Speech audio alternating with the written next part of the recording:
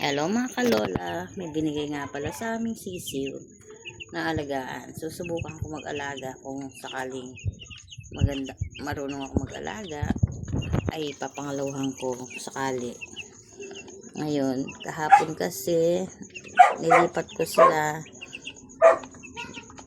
nagbiyahe o napagod siguro. Di ko alam kung napagod.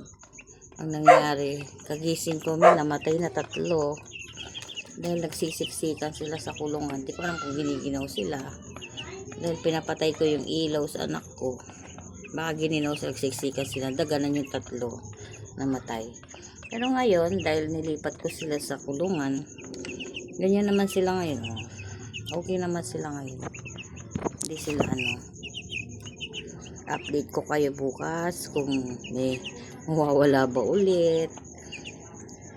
Binilang ko nga pala sila ng kainan nilang mahabat kasi yung kainan nilang nagsisiksikan sila dun. Hindi ko nga alam kung giniginaw sila o naiinitan dahil tignan nyo naman yung mga kawan nila puro alagkit-lagkit ng itsura.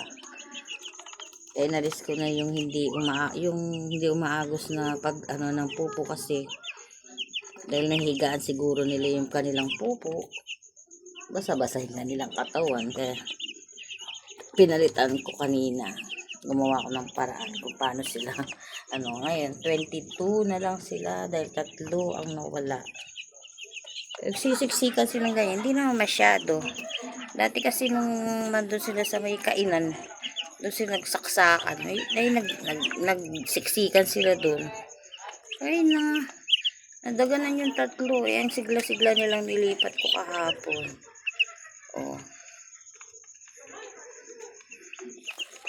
Update na lang.